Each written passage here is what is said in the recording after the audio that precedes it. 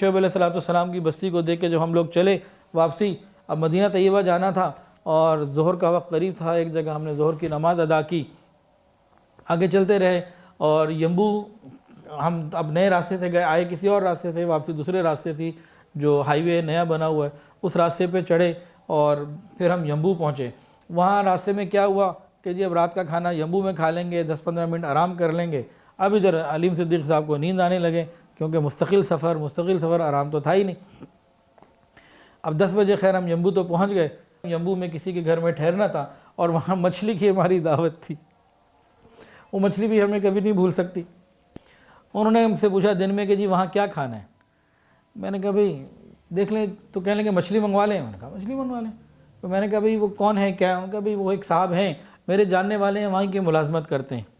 تو میں نے کہا بھئی پیسے ہم دیں گے، ان پہ بوجھ نہ پڑے، ایسے بن بلائی مہمان آ گئے تو اچھا نہیں لگتا۔ تو انہوں نے کہا جی ٹھیک ہے، میں ان کو کہہ دیتا ہوں، اس میں بھی کوئی حرج نہیں ہے، بے تکلفی ہونی چاہیے۔ تو میں نے ان کو کہا کہ بھئی ٹھیک ہے، جو بھی پیسے ہوں گے ہم دے دیں گے، ان سے کہ انتظام کر لیں، تو ان کے گھر تھوڑا آرام کر لیں گے، عشاء کی نماز وہاں پڑھ لیں گے۔ ہم وہاں پہنچ گئے۔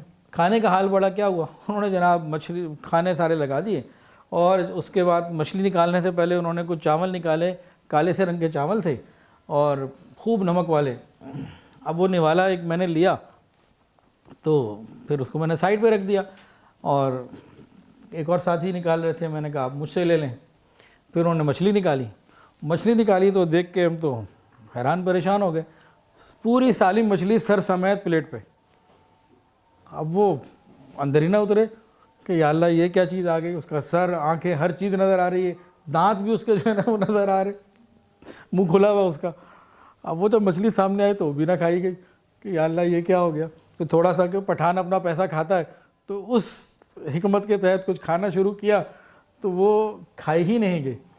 اور خیر پھر وہاں پہ تھوڑا آرام وغیرہ کیا، پھر واپس چلے اور واپسی پھر میں نے ان کو کہا، میں نے کہا بھائی کھانے پینے میں نا کیا کہتے ہیں مہمانوں کے مزاج کا بھی خیال کر لینا بہتر ہوتا ہے، تو ادھر اچھا رہتا ہے۔ ان کو نہیں کہا، میں نے گھر والوں کو، میں نے کہا ان کو آئندہ کبھی جائیں گے تو پھر ان کو کہیں گے۔ وہ مچھلی دیکھی اور مچھلی دیکھ کے بعد دیکھتے ہی رہ گئے اور پھر واپس وہاں سے نکلے تو جو ان کا بل تھا ان سے پوچھ کے ان کو پیسے بھی دے دیے تھے، کسی کے اوپر بوجھ نہ بنے، تو جو انہوں نے بتایا پھر ان کو دے دیا، آرام کیا، ان کا شکریہ ادا کیا۔ انہوں نے اپنی طرف سے بہت اچھا کیا اور انہوں نے خوب مچھلی کھائی، انہوں نے تو ڈٹ کے کھائی، ان کی تو ایک ٹیسٹ ڈیولپ تھا اور کھاتے رہے اور ہم تو بس اس کو دیکھ کے، کھانا تو بات کی بات تھی، اس کو دیکھ کر ہی ہم جو ہے نا وہ، اچھا مجھے اندازہ تھا کہ عورتوں کو بھی اندر یہی حال ہوگا، تو بعد میں معلوم ہوا کہ عورتوں نے بھی صرف اس کی زیارت کی، تو اس کے علاوہ کچھ نہیں تھا۔ تو ہم نے بھی اس کی زیارت کی اور کچھ کوشش کی کہ پٹھان اپنا پیسہ کھا لے،